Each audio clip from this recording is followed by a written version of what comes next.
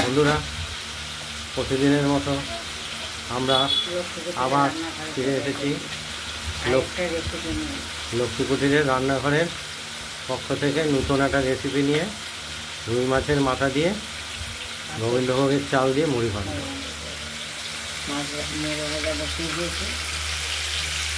মুড়োটা বসিয়ে দেওয়া হয়েছে, এটা ভেজে নেব প্রথমে, আপনারা দেখতে থাকুন।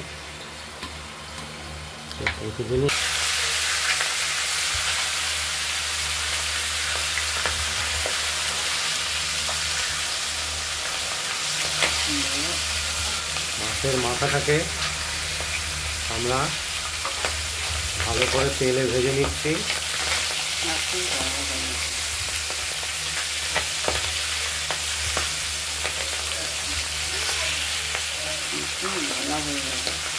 একদিকটা ভাজা হয়ে গেছে, অপর সাইডটা ভাজছি।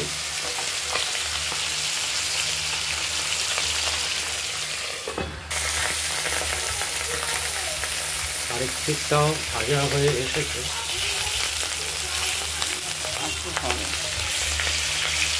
আরেকটু সামান্য করতে হবে। মাছের মাথাটা ভাজা হয়ে গেছে, এক এক করে আমরা এটা আলাদা করে রাখবো পাত্রে।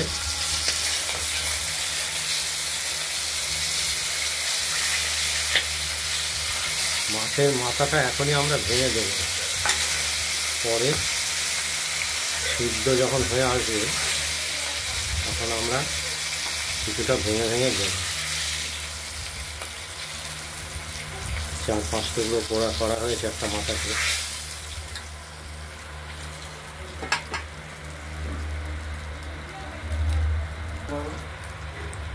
ফোড়ন দেওয়া হবে, তেলের মধ্যে দিলাম শুকনো লঙ্কা, তেজপাতা,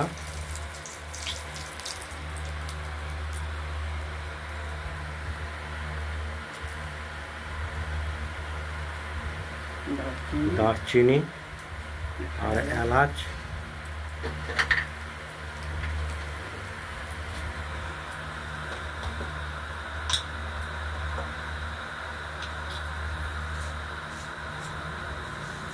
সামান্য পরিমাণ সাদা জিরে।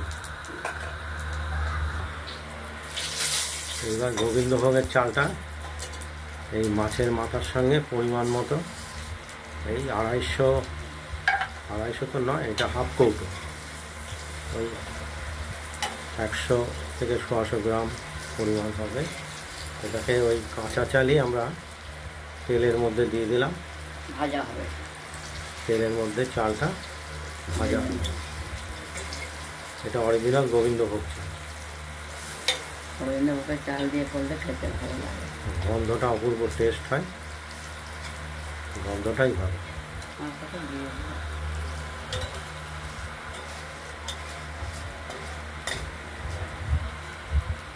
এটা দেখছেন ভাজছি আমরা। আচ্ছা, চালগুলো তেলের সঙ্গে ভাজা হয়ে গেছে দেখছেন। এরপর বেটে রাখা মশলাটা হলুদ সহ দিয়ে দিলাম।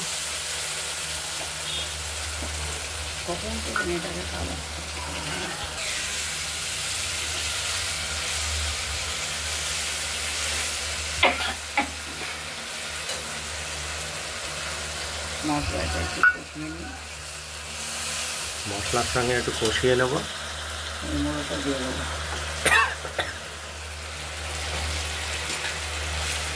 মাছের গুঁড়োর মাঝের অংশটা দিয়ে দিলাম। কষানো হলে বাকিটা দিয়ে জল দিয়ে দেবো।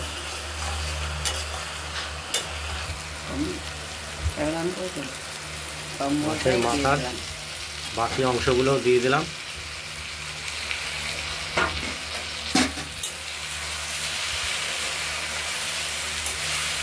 এবার একটু নাড়াচাড়া করে